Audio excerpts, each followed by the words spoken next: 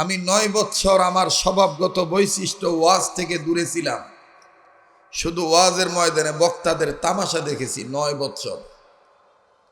পরে ঘুরে ফিরে দেখি যে না, আমারটাই ঠিক। এগুলো সব বেশিরভাগ ভাউতাবাজি।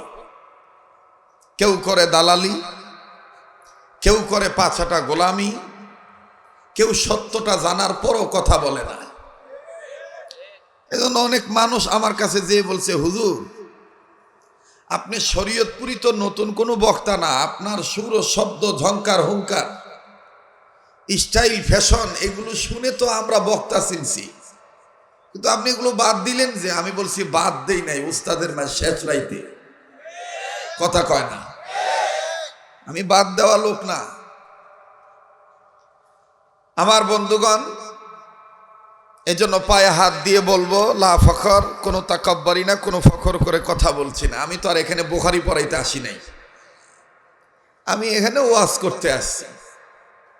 কোনো এলেমের জাহিরও করতে আসি নাই, কোনো বরত্ব প্রকাশ করতে আসি নাই। নানান ধরনের মানুষ এখানে আছেন, সব ধরনের মানুষকে এক ধরন বানাইয়া আল্লাহ এবং আল্লাহ রসুলের কথাগুলি উপহার দেওয়া, এটা আমার নৈতিক দায়িত্ব। কথা বলেন ঠিক কিনা? চাহে আমার কথা কেউ ভালোবাসুক আর না বাসুক।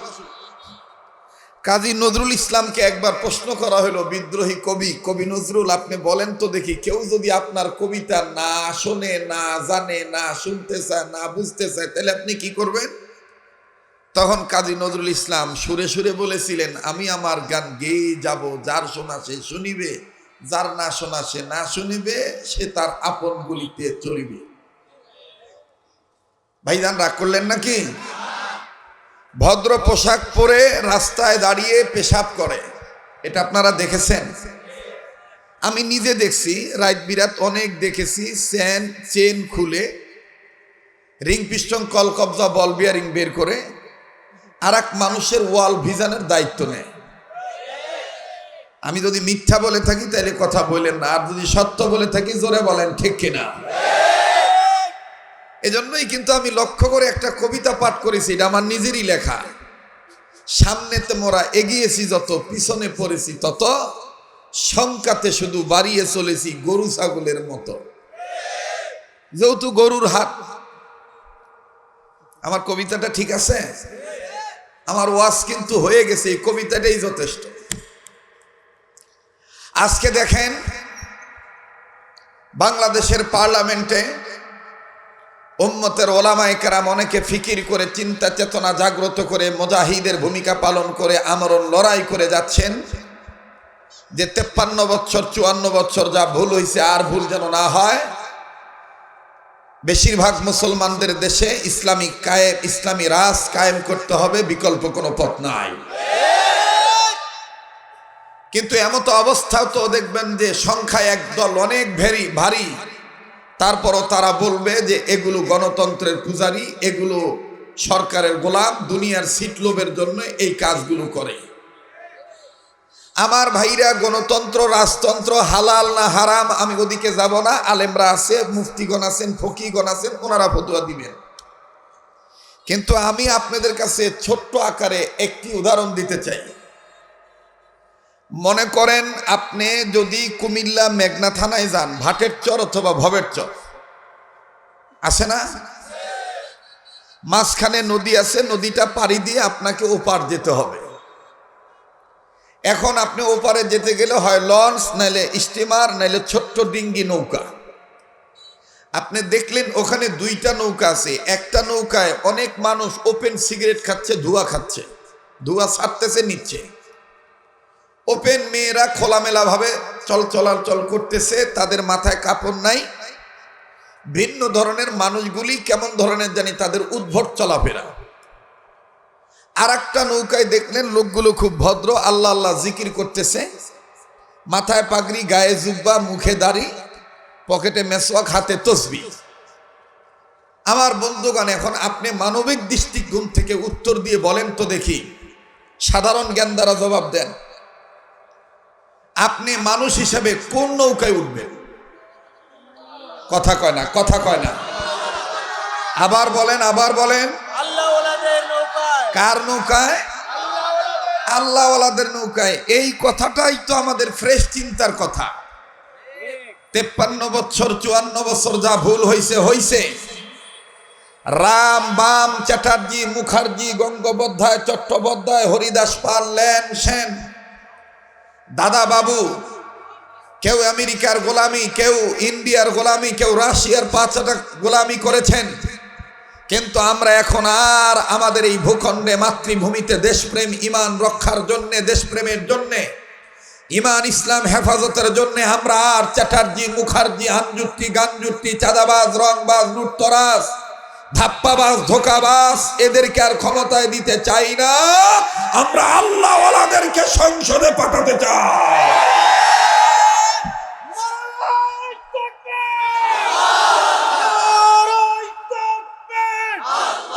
আমার সময় কম, আমাকে একটু কথা বলতে দেন, আমাকে একটু কথা বলতে দেন ভাই। আমি বাহবা নেওয়ার জন্য আসি নাই। অনেক বছর ধরে সুঙ্গা ফুকাই, আমি জানি কোথায় কি ধরনের ঔষধ দিতে হয়। এখন তো আর অনেক জায়গায় বক্তৃতা হয় না, এখন খালি গিবত আর শেখায়েত। আর মাশাআল্লাহ দোয়া করেন, আমাদের বক্তৃতার মধ্যে বক্তাদের মধ্যে এখন সিন্ডিকেট ঢুকছে। ওনারে দাওয়াত দিলে আমরা যাব না, আমাদের দাওয়াত দিলে উনি যেন না আসে। আচ্ছা ভাই বলেন তো দেখি, দিনের কাজ কারো জন্য ঠেকে থাকে? আমি আব্দুল খালেক শরীয়তপুরি যদি না থাকি, ইসলাম কি চলবে না? কথা বলে না, চলবে না? কি আর বলবো, সংখ্যাতে বাড়িয়ে চলেছি শুধু গরু ছাগলের মতো। জি জি, আডো গরু ছাগলের হাট। আমাদের হযরত মাওলানা আজহারুল ইসলাম আজমি সাহেব, আল্লাহ ওনার হায়াতের মধ্যে বরকত দান করেন। পাশে এই যে বসে আছেন বাহরুল উলুম মুস্তাদুল উলামা কারিউল কুররা, পাগড়ি মাথায়, দেখলেই দেখা যায় মুজাহিদ। দিল কিন্তু ফ্রেশ, কথা কোন ঠিক কিনা? আমার বন্ধুগণ, আমরা আমাদের দৃষ্টিকোণ থেকে উত্তর দিয়ে বলে দিয়েছি আমরা ভালো নৌকায় উঠে মেঘনা যেতে চাই, ঠিক কিনা? তো আমাদের স্লোগান একটাই। আমার বন্ধুগণ, আমার ভাইরা, মানুষ আছে কাপড় নাই। আল্লাহর আইন হলো ওয়াকরনা ফি বুয়ুতিকুন্না ওয়ালা তাবাররাজনা তাবাররুজাল জাহিলিয়াতিল উলা। আল্লাহ বললেন, তোমাদের মধ্যে তোমরা যারা নারী, নারীগণদের জন্য আমি আল্লাহর আইন হলো তোমরা জাহিলি যুগের মতন এই আঁকাবাঁকা হয়ে, মানে বেপর্দা হয়ে জিন্দিগি যাপন করিও না, চলাফেরা করিও না। এটা কার কথা? ভাইজান, আপনারা ডেমরার মানুষ, আপনারা ঢাকার মানুষ, একটু জবাবটা ভালো করে দিয়ে বলেন এটা কার কথা? আপনারা দেখছেন কিনা জানি না, আমি মাঝে মধ্যেই দেখি, বাজার করতে যাই যেহেতু আমাদের সংসার আছে, গেলে দেখি বাবা আমি দাম করার সাথে সাথে পিছন দিক দিয়ে আর এক বেরিয়ে আমার আগে বিদায় করেন, গার্মেন্টসে যাবো, টাইম ইজ ডিউটি টাইম আইয়া পড়ছে। আমরা হুজুর মানুষ, গরিব মানুষ, কোনো প্রতিবাদ করি না, কোনো কিছু কইও না, আমরা সাইড দিয়ে দিই। কিন্তু সাইড দিয়ে দেখি নাউজুবিল্লাহ, ওন্না রাখার কথা যেখানে সেখানে নাই, ওন্নাটা রেখে দেয় এই যে এই যে এইভাবে। কথা কয় না যে, কোথায় রেখে দেয়? নির্ধারিত পয়েন্টে ওন্না নাই, জয়েন্টে আছে। নির্ধারিত পয়েন্ট কোনটা, এটা তো জ্ঞানী মানুষ ছাত্র ভাইরা আপনারা বুঝে ফেলছেন। নারীদের একটা নির্ধারিত পয়েন্ট আছে না, এই নির্ধারিত পয়েন্টে ওন্না নাই, ওন্না রেখে দিয়েছে নির্ধারিত জয়েন্টে। কিন্তু দুর্ভাগ্যের বিষয়, পরিতাপের বিষয়, আমার সমাজে বিচার হলে ইফতিজিংয়ের আসামি শুধু ছেলেদেরকে করা হয়। আমি বলতে চাই, অবশ্যই নারী নির্যাতনের পক্ষে, আপনি নারী নির্যাতনের বিপক্ষে রায় দিবেন, অবশ্যই মা বোন সবার আছে। কিন্তু আমি পায়ে হাত দিয়ে বলবো, রাজনীতিবিদদের, এলাকার মাতব্বরদের, কাউন্সিলরদের, চেয়ারম্যানদের, মেম্বারদের, এমপিদের সবার কাছে দোয়ার সাথে বিনয় শহীদ বলবো, এই দেশে ইফতিজিংয়ের মামলার আসামি করে শুধু ছেলেদেরকে বিচার করলে হবে না।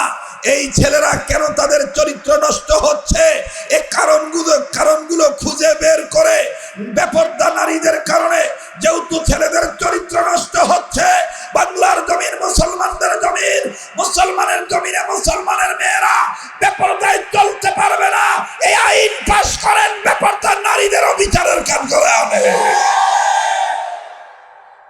মোহতারাম হাজিরিন, দেখবেন কেউ উঠে যায়, যে উঠে যাবে মনে করবেন এই দাদা ওই গ্রুপের লোক, কাপড় আছে মানুষ নাই, মানুষ আছে কাপড় নাই। হ্যাঁ হ্যাঁ, অন্য কোনো জরুরতও যেতে পারে, আমি ওনাকে টার্গেট করে বলি নাই। ইল্লা মাশাআল্লাহ, ভালো লোক আছেন বিদায় এখনো মাহফিল জমে আছে, ঠিক কিনা? রাগ করলেন নাকি আপনারা? বেজার হইলেন? আমার বন্ধুগণ, আল্লাহ পাক ডাক দিয়ে বললেন পৃথিবীর সব মানুষ খৈরুল বাদিয়া ভদ্র হতে পারবে দুইটা গুণ অর্জন করলে। কয়টা গুণ? দুইটা গুণ অর্জন করলে কাপড়ও ঠিক থাকবে, মনুষ্যত্বও ঠিক থাকবে। কয়টা? আবার কোন কয়টা? আর একবার কোন কয়টা? আল্লাহ বলেন দুই গুণ। নাম্বার 1 ইন্নাল্লাযিনা আমানু, নাম্বার 2 ওয়া আমিলুস সলিহাত। সুবহানাল্লাহ। ক 1 নম্বরে যারা ঈমান আনছে, 2 নম্বরে যারা ঈমান অনুযায়ী নেকের কাজ করছে, আমলে সালেহ যারা মানে নেককার যারা, এই 2 কাজ গ্রহণ করবে যারা, ভদ্রলোক হবে তারা। সুবহানাল্লাহ। কোন? আমার ভাইরা, আমার বন্ধুগণ, লম্বা করার কোনো সুযোগ নাই। সংক্ষিপ্ত সময়ে বাবাজি সংক্ষেপে আমি আপনাদের কাছে বয়ানটা শুনে দিয়ে যাই। আল্লাহ রাব্বুল আলামিন ডাক দিয়ে বললেন, নবীজি ঈমান নামক দৌলত যারা অর্জন করেছে, ঈমান অনুযায়ী যারা আমল করেছে, এই ঈমান অনুযায়ী যারা আমল করবে, আমি আল্লাহ তাদেরকে ভদ্র বানায় দেব। আর এই ভদ্রলোক তারাই, এই ভদ্রলোকদের ব্যাপারে আমি আল্লাহ কোরআনে আয়াত নাযিল করে দিলাম। কোন কোরআনুল কারীমের মধ্যে আল্লাহ রাব্বুল আলামিন ঈমান আমলের কথা বললেন, কোরআন দিয়ে আল্লাহ পাক ভদ্র আর অভদ্রর পার্থক্য জানায় দিলেন। এই কোরআন সম্বন্ধে আমার আল্লাহ ডাক দিয়ে বললেন, নবীজি তাম পৃথিবীর মানুষগুলোকে আমার পক্ষ থেকে জানিয়ে দেন, তাম পৃথিবীর মানুষদেরকে আমি আল্লাহ রাব্বুল আলামিন প্রকৃত মানুষ বানাবার জন্য আমি রব, আমি আল্লাহ আমার পক্ষ থেকে 2টা নিয়ামত পাঠিয়ে দিলাম। রব্বুল আলামিন বলেন, ইয়া আইয়ুহান নাসু ক্বাদ জাআকুম বুরহানুম মির রাব্বিকুম ওয়া আনজালনা ইলাইকুম নূরান মুবিনা।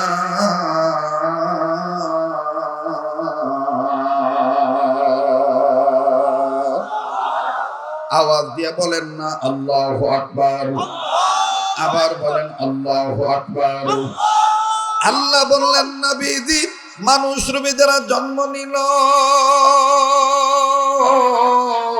এই মানুষদেরকে আমি আল্লাহ রাব্বুল আলামিন ভালো বানাবার জন্য আমি রব আমার পক্ষ থেকে বুরহান নামক নবী, আপনি নবী মুহাম্মদকে দুনিয়ার জন্য পাঠিয়ে দিলাম। আর আপনার উপরে মানুষ কেমনে চলবে, মানুষ তার রাজনীতি কি দিয়ে করবে, মানুষ তার ব্যবসা বাণিজ্য কি দিয়ে চালাবে, মানুষ তার সাংসারিক জীবন কোন কিতাব দিয়ে গঠন করবে, মানুষ তার পারিবারিক জীবন, অর্থনৈতিক জীবন, এমনকি সাংসারিক জীবন, ব্যক্তি সমাজ, সমাজ, রাষ্ট্র, দেশ, মানুষ কোন বিধান দিয়ে চালাবে, আমি আল্লাহ রাব্বুল আলামিন মানুষের জন্য কমপ্লিট কোর্স লাইফ আকারে আমি রব আপনার উপরে নূর নামক কোরআন শরীফ আমি আল্লাহ নাযিল করে দিলাম। আওয়াজ দিয়ে বলেন না সুবহানাল্লাহ। আরে বন্ধু, আল্লাহ রাব্বুল আলামিন ডাক দিয়ে বললেন, নবীজি এই কোরআনুল কারীমের উপরে আপনি নবীর উপরে কোনো মানুষ যদি ঈমান আনে, ঈমান আনার পর যদি কোনো মানুষ যদি দুই জিনিসকে আঁকড়ে ধরে, আমি আল্লাহ রাব্বুল আলামিন তাদেরকে রহমতের কুলে তুলে নেব, জান্নাতে যাওয়ার সোজা রাস্তা আমি আল্লাহ দেখায় দেব। আওয়াজ দিয়ে বলেন না সুবহানাল্লাহ। ফাআম্মাল্লাযীনা আমানু بالله واعتصموا به فسيدخلهم في رحمة منه وفضل ويهديهم إليه صراطا مستقيما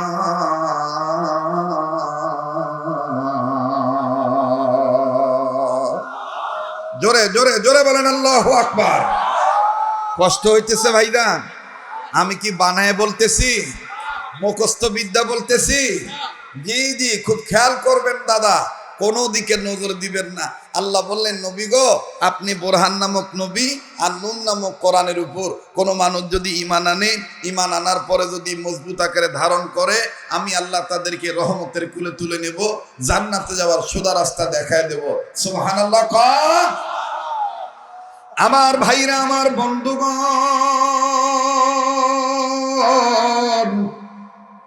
আল্লাহ রব্বুল আমিন দেখেন কেমন রহমতের কুলে তুলে নেয়, জান্নাতে যাওয়ার সোজা রাস্তা দেখেন বাজান কেমনে দেখায় দেয়।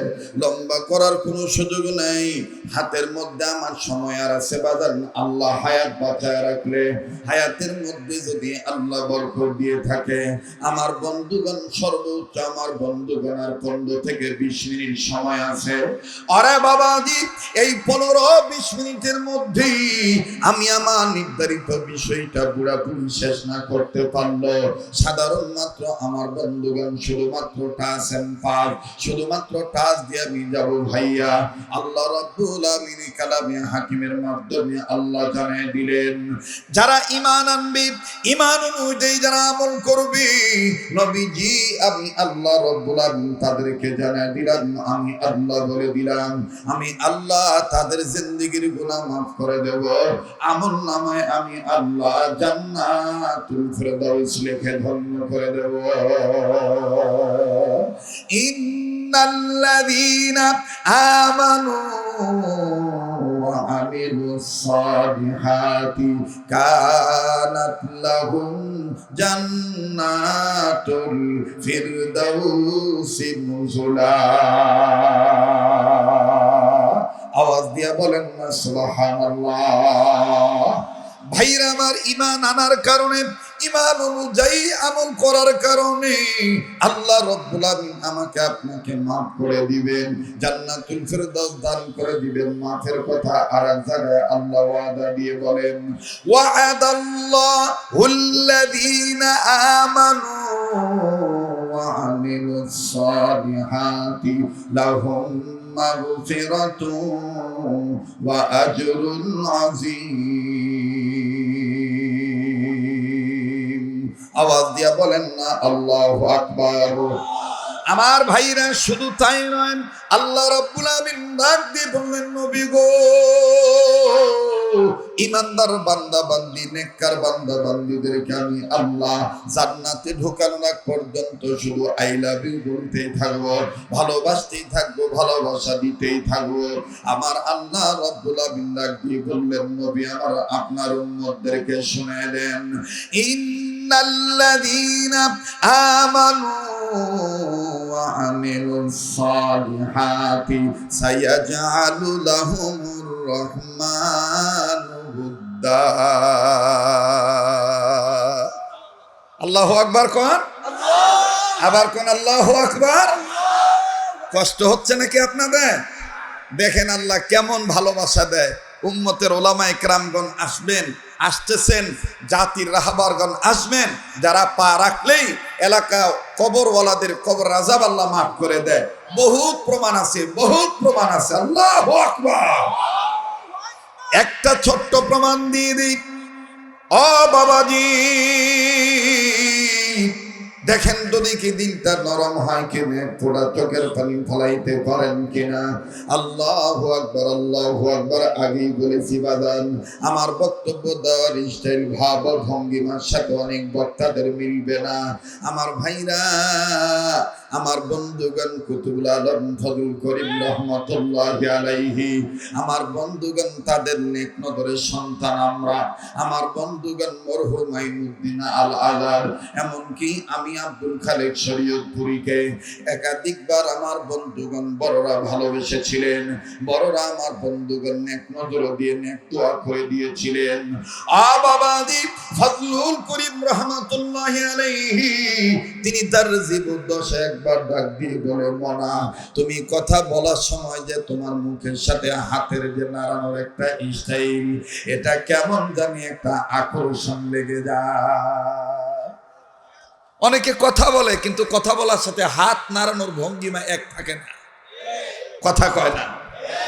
আমার ভাইরা লম্বা করব না, আল্লাহওয়ালাদের কদমের বরকতে আল্লাহ কবর আযাব মাফ করে দেয়।